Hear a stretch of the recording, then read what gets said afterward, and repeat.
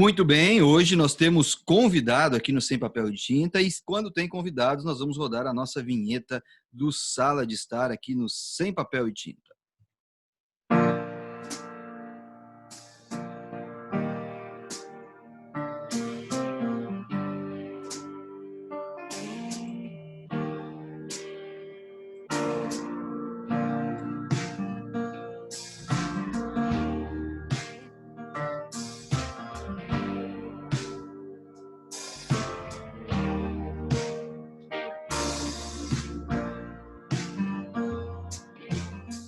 Hoje tem convidado em nossa Sala de Estar. E o nosso convidado de hoje é Márcio Santos, ele é antropólogo, e ele é de Palmas do Tocantins e a gente vai bater um papo com ele hoje sobre a questão indígena aqui no Brasil, né, que vem sendo não vou dizer foco do debate, porque hoje o debate, o foco central de todo o debate no Brasil é a Covid-19, mas a questão indígena está aí em alguma evidência e com alguma, até, digamos assim, muito mais eco daquilo que normalmente tem. Olá, Márcio, tudo bem? Como você está? Olá, Júnior, tudo bem? Tranquilo. É um prazer estar falando com você e com todos os ouvintes do programa. Certo. Márcio, para começar aqui nossos trabalhos, o Brasil hoje vive uma pandemia, a gente não precisa lembrar, mas é sempre bom não esquecer disso, né? Porque parece que algumas pessoas acabam esquecendo. E essa pandemia também acabou atingindo os povos indígenas do Brasil. Palmas é a capital, foi capital dos indígenas do mundo alguns anos atrás, com os Jogos dos Povos Indígenas, Jogos Olímpicos dos Povos Indígenas, né? E Palmas tem uma questão central a debate indígena, tem um parque maravilhoso que leva esse nome e também a gente sabe que tem muitas questões que envolvem o Tocantins. O Tocantins é um estado que tem, como todos os estados do Brasil praticamente tem povos indígenas, mas o Tocantins tem muitos povos. Como está a questão indígena frente à Covid-19 nesse momento no Tocantins e também no Brasil de uma forma geral? Uhum. Então, Júnior, os primeiros casos, os primeiros surtos, podemos dizer, em territórios indígenas aconteceram principalmente no estado do Amazonas, que foi um estado muito impactado, né, no início da pandemia aqui no Brasil. Aqui no Tocantins, no começo, a situação estava bem tranquila, porque os povos indígenas estavam conseguindo fazer um isolamento dos seus territórios. Voluntariamente, quando começaram a circular as notícias sobre como que ocorria a transmissão do novo coronavírus, quais eram os grupos de risco, né, que os indígenas aqui no nosso estado, muitos têm problemas de hipertensão, de diabetes relacionados com essa alimentação que eles aprenderam, né, na nossa sociedade nos últimos anos. Eles mesmos instalaram barreiras sanitárias, fizeram campanhas de WhatsApp, com vídeos, tanto voltados para o público externo quanto para o público interno, muitos vídeos na língua, informativos na língua, para restringir ao máximo a circulação. Porém, infelizmente, há cerca de um mês e meio, mais ou menos, os casos nos territórios indígenas aqui do Tocantins começaram a aparecer, principalmente na Ilha do Bananal, que é território dos povos Javaé e Carajá, e tem também um grupo avacanoeiro que reside lá, e no território Xerente, que é próximo aqui de Palmas, no município de Tocantins. E a situação é muito preocupante porque o modo de vida das populações indígenas, como boa parte das pessoas sabe, é eminentemente comunitário. Muitas residências chegam a ter 20, 23, 25 pessoas morando juntas, né? A mesma família extensa, inclui pai, filhos, genro, netos. E também há muitas atividades do cotidiano que envolvem a comunidade. Então, no momento que o vírus chega, é muito difícil que ele não se espalhe por causa desse dia a dia, né? Então, a gente chegou a ter caso de uma aldeia lá na Ilha do Bananal que teve mais de 40 pessoas da mesma família contaminadas ao mesmo tempo. Infelizmente, um ancião faleceu Não sei, não saberia te precisar agora exatamente quantos óbitos a gente já teve aqui no Tocantins, porque eu chego no notícias de mais um, mas eu acredito que deve estar em torno então, de 18 óbitos de indígenas. E na sua maioria, os que já se foram são anciões, e isso é muito preocupante, porque a perda de um ancião é muito desagregadora para a população indígena, porque o ancião é o responsável pela transmissão dos saberes tradicionais, por contar as histórias do passado, então para formar os jovens na própria cultura. Então, quando se perde uma pessoa dessas, o impacto é muito grande. Isso tem preocupado bastante as populações indígenas. Até porque a centralidade do poder político dos índios é envolto dessas pessoas, né? E quando eles acabam indo, acaba abrindo espaço para discussões políticas que são desnecessárias numa pandemia, né? Exatamente, Júnior, porque a figura do cacique, que a gente costuma pensar que é o líder numa comunidade indígena, é uma figura que quase todos os povos criaram, entre aspas, para dialogar com a nossa sociedade, para dialogar com os órgãos públicos, com as pessoas que frequentam o território. Mas, tradicionalmente, via de regra, as maiores autoridades são os anciões, justamente porque eles têm todo um conhecimento histórico dos diversos conflitos e relações que aquele povo já teve. E é que nem você falou, gera, além de uma perda de conhecimento, um certo vácuo de liderança, que realmente complica muito a relação interna da comunidade e também externa. Pegando o que você falou, me parece que a principal dificuldade nesse momento é o isolamento, é isolar os povos indígenas, é proteger eles, porque, por exemplo, a gente estava comentando aqui em off, né? A questão do auxílio emergencial é uma questão que muitos tiveram que sair para buscar auxílio e muitos precisam sair para a questão de mantimentos. A gente sabe que hoje em dia mudou muito essa maneira sustentável deles sobreviverem. Qual que é a alternativa que você enxerga para melhorar esse isolamento e se isso é um problema a ser vencido nesse momento? Uhum. Pois essa questão do auxílio emergencial é muito delicada, porque boa parte dos indígenas se enquadram nos critérios, fazendo jus ao benefício, só que não foi pensada pelo governo federal uma estratégia de como fazer esse auxílio chegar aos indígenas sem que eles precisassem ir à cidade. Então, né, em relação a isso, seria muito importante que fosse pensada uma logística envolvendo a FUNAI, envolvendo também os próprios municípios, para que menos pessoas precisassem ir para ter acesso a esse ir até a cidade para ter acesso a esse recurso. No Amazonas mesmo, que eu mencionei no começo da nossa conversa, tem algumas análises que apontam que os surtos começaram a partir daí, das cidades muito isoladas lá no interior do Amazonas, como São Gabriel da Cachoeira, que é a cidade mais indígena do Brasil, que, se eu não me engano, 70% ou 80% da população é indígena. As pessoas foram na cidade para conseguir sacar esse auxílio e voltaram com o coronavírus, né?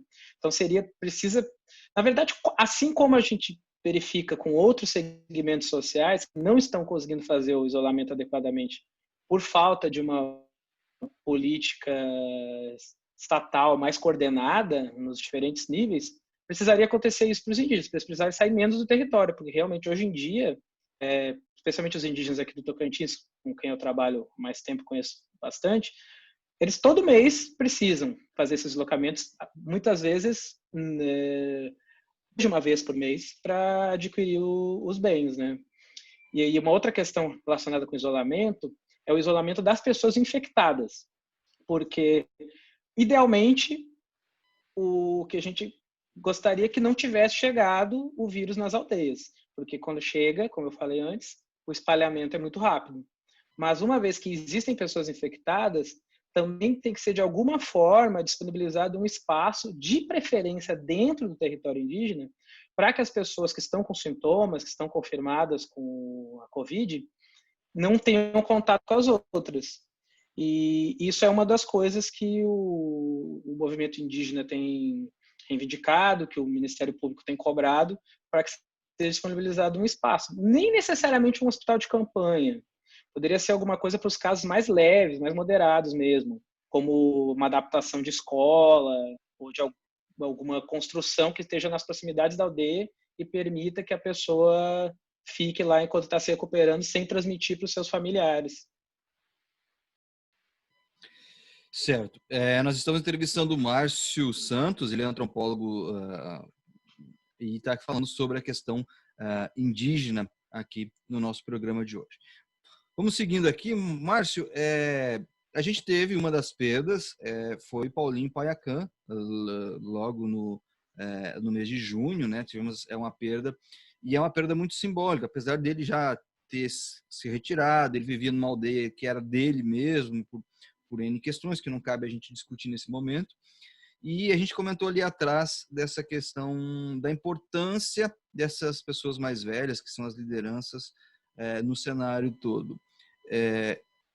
Como essas pessoas, essas lideranças, pessoas mais velhas, estão enxergando nesse momento a Covid-19, né? O que eles estão falando entre os índios, a gente sabe que você tem acesso a essas informações, e qual que é o discurso que os índios estão tendo em relação aos brancos, digamos assim, e talvez branco não seja o termo correto, mas as pessoas de fora da aldeia.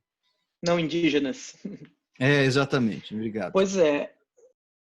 Então, de uma maneira geral, as populações indígenas têm enxergado essa pandemia como mais uma que está sendo levada para eles por nós, entre aspas, também, pelos não indígenas, como você falou. Então, há um misto de indignação com medo, porque a gente sabe que em muitos locais, além desse problema da questão do auxílio emergencial que a gente mencionou agora há pouco, foram até mesmo servidores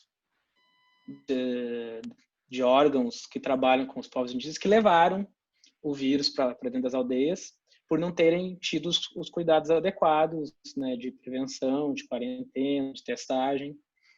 Então, há uma sensação bastante difundida de desamparo, de que eles estão sendo deixados a Deus dará, para que se virem, né, que busquem os seus meios para ter uma recuperação, para ter os cuidados. Por outro lado, a gente verifica em alguns municípios próximos aos territórios indígenas, chegaram alguns relatos de Tocantins, de Formoso do Araguaia, de que os indígenas estariam sendo estigmatizados na cidade, estariam sendo vistos como os difusores da doença. E isso deixou eles muito revoltados, indignados, sem falar que, dependendo de como isso é colocado, é um evidente caso de racismo, né? Porque, como eles mesmos falam, a doença não surgiu dentro da Ilha do Bananal, não surgiu dentro do território xerente, né? Nessa sociedade totalmente interligada, interconectada que a gente tem, mas alguém levou para eles. E, claro, existem alguns estudos, algumas discussões de médicos, infectologistas, de que ainda hoje essas populações são mais suscetíveis a doenças respiratórias do que a população envolvente, né? Por N questões, inclusive pelo fato de que há muitos casamentos dentro da mesma família, né? Não tem uma variabilidade, né, genética assim, na população tão grande, então isso faz com que muitos sejam mais vulneráveis. Então, realmente, a principal questão do momento é essa sensação de desamparo e um medo muito grande do que pode acontecer se não tiver algum apoio para essas medidas de contenção. A Covid-19, Márcio, mudou a geopolítica mundial e vai mudar mais ainda porque vai se ter aí uma mudança de fronteiras no mundo todo. É uma coisa inevitável. A gente vai mudar a forma que vai entrar em outros países. Hoje o Brasil, por exemplo, os brasileiros têm restrições em vários países. Existe algum risco de mudar essa relação dentro do Brasil entre os povos indígenas e os não indígenas? Existe algum risco disso acontecer? De se quebrar muitas construções e muitos elos que já têm sido construídos? Eu acredito que sim. Eu entendo que essa pandemia ela se coloca como mais um elemento de uma relação complicada do Estado, das populações que têm interesses econômicos nas regiões próximas dos territórios, com os indígenas. Porque a gente já está vivendo um contexto em que há uma certa orientação de setores governamentais contrária a políticas públicas voltadas aos povos indígenas. Então, eu percebo que, para se proteger, muitas populações estão se colocando numa posição mais defensiva. Então, pode ser que, posteriormente, conforme com a evolução da pandemia, mesmo que quando ela passar, os indígenas, no exercício da sua autonomia, queiram permitir menos acesso aos seus territórios. Porque, assim, até uma coisa interessante de dizer, algumas pessoas pensam que o acesso ao território indígena necessariamente tem que ser concedido pela FUNAI. Claro, para atividades de pesquisa, para uma série de atividades, é conveniente para a segurança da pessoa que está entrando lá, que tem essa autorização oficial do órgão indigenista.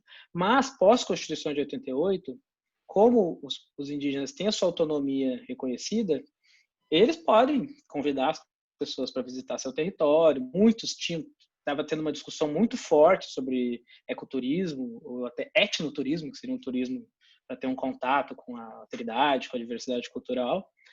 Eu temo que isso tenha um passo atrás, né?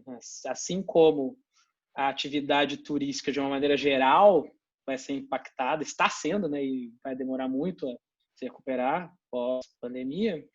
Eu acho que isso vai trazer um impacto bem grande nessa relação também, porque boa parte mesmo que algumas lideranças queiram continuar desenvolvendo essas atividades, a população em geral da aldeia vai ter o pé atrás de receber alguém com medo de que possa trazer alguma outra doença, né? Principalmente quem já está perdendo pessoas, que está acontecendo principalmente nas aldeias maiores, está querendo ter menos gente lá por perto. Olhando de fora, Márcio, a gente sempre teve a impressão, e eu olho isso há muito tempo, que os índios sempre foram um pouco oposição, né, os povos indígenas, aos governos. Era mais ou menos assim com o Fernando Henrique, era assim com o Lula, com Dilma. Eles têm essa questão muito também porque eles se vê, eles contra nós, né? Tipo assim, a gente precisa proteger o que é nosso, enfim. E me parece que isso se agravou ainda mais no governo Bolsonaro. É errado pensar assim? Como é que você está analisando esse processo? Não, tá certo. Não, seu pensamento está numa linha correta, porque, na verdade, assim, se você conversar, temos muitos grandes pensadores indígenas no Brasil, né? Eu posso citar o Davi Copenaua, né, Yanomami, o Ailton Krenak, são caras assim que até fica a recomendação para os ouvintes para procurarem os livros deles, que são maravilhosos. Então, eles falam que eles estão na resistência desde que o contato começou, mais de 500 anos atrás. Então, nesse sentido, dá para dizer mesmo que eles são oposição a todos os governos que existiram desde da colônia, né? Porque, ao fim e ao cabo, sempre houve algum interesse de domínio colonial, seja deles mesmos, né, para serem escravizados, seja dos seus territórios, dos seus recursos naturais. Mas o que acontece agora é que a gente tem um governo que fala mais claramente, né? Vai demarcar 1 centímetro de terra indígena, coloca em xeque a própria disposição constitucional de respeito à diversidade, dizendo que os indígenas têm que se integrar à sociedade, têm que ser trabalhadores como os outros, né? O que é bem problemático, né? Considerando que, como eu falei, a Carta Magna reconhece o direito dessas populações viverem do seu modo, mesmo que o seu modo seja passar a desenvolver uma atividade econômica tal qual a nossa sociedade desenvolve, mas eles não são obrigados a isso, né? Então, eu posso dizer que isso está gravado, mas se você falar se você ouvir, se você ler, se você falar com um grande pensador indígena desses, eles não percebem uma ruptura tão grande, né? Eles percebem uma intensificação, eles percebem que a coisa não está mais escamoteada como outrora, porque outros governos também, né, desenvolveram projetos que impactaram com muita força os territórios indígenas. Podemos citar desde estradas na época do período militar até a hidrelétrica de Belo Monte, né, nos governos do PT, que impactou muito ali a região do Xingu. Então, não é uma novidade, como você mesmo disse, mas está mais descarada. Acho que a gente pode dizer dessa forma, que não se está escamoteado, porque não estão escamoteadas as intenções dos governantes. Muito bem, nós estamos aqui conversando com o Márcio Santos, ele que é antropólogo, e estamos aqui debatendo a questão indígena. Márcio, caminhando para a finalização da nossa entrevista, qual é a importância, e é uma pergunta muito difícil, né? É muito aberta, qual é a importância de nós preservarmos essa identidade cultural dos povos indígenas? Qual a importância da gente conhecer isso, estudar isso? Eu sei que para você que é antropólogo é uma coisa mais ou menos clara, mas o ouvinte às vezes não tem isso Sim. bem claro para dizer, porque às vezes, por que a gente ganha fazendo isso? E é inevitável o ganho que a gente tem de conhecer bem aquela cultura, conhecer, mas eu queria que você esclarecesse isso para a gente. Uhum. Então, como eu falei, após muitos anos de luta do movimento indígena, a Constituição de 88 foi a primeira que reconheceu o direito dessas populações serem quem elas são. A principal coisa que a gente ganha com a diversidade é justamente a capacidade de refletir sobre as diferentes formas de viver, de lidar com o mundo, os conhecimentos tradicionais que muitas vezes a gente até esquece na nossa sociedade, que a partir dos saberes das populações tradicionais sobre plantas, sobre animais, muita coisa que a gente usa no nosso dia a dia, muitos medicamentos, muitos produtos de beleza, vieram daí. Então a gente ganha tanto naquele sentido mais amplo de ter um cabedal de conhecimento maior sobre a humanidade e as diversas maneiras de viver, quanto pragmaticamente mesmo, né? Nesses conhecimentos. Agora mesmo, diversos pajés e xamãs estão pesquisando alternativas de tratamento da Covid. Pode ser que algumas, pela questão da fé, da crença, só funcionem com eles mesmos. Mas pode ser daqui a pouco que apareça alguma coisa que nos ajude, né? Então, eu acho que isso é muito importante a gente ter em mente. Muitos hábitos que a gente tem, a gente que é originário da região sul, né, que toma chimarrão, que toma tererê, é um hábito indígena, muitas palavras, né? Então, assim, a nossa cultura, a dita cultura brasileira, na verdade, ela é uma mistura de todos os povos que estão aqui nesse território que hoje a gente chama de Brasil. Então, a gente não pode jamais negar, não deixar de enxergar o que essas contribuições dessas populações trazem para a gente diariamente. E é difícil imaginar um povo desenvolvido que não tenha resolvido a sua questão com os povos nativos, né? É difícil imaginar isso. Uhum. O próprio Estados Unidos, que tem a característica, até que está no cinema, né, de ter enfrentado os índios, acabou, de certa forma, fazendo um revisionismo disso, para poder ter um ponto pacífico para poder se desenvolver. Então, isso é importante. Márcio, eu agradeço muito a sua atenção e a sua disponibilidade de tempo, e eu deixo aqui aberto o microfone do Sem Papel e Tinta para você se despedir e fazer suas considerações finais. Beleza, Júnior. Agradeço pela oportunidade, pelo convite. É muito bom conversar sobre esses assuntos, né, que eu trabalho com essa temática já há 15 anos.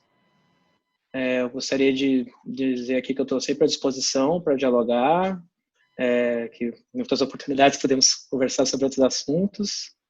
E peço às pessoas que puderem, dentre os ouvintes, que procurem na internet, que estão acontecendo nesse momento várias campanhas de apoio às populações indígenas que estão enfrentando essa pandemia.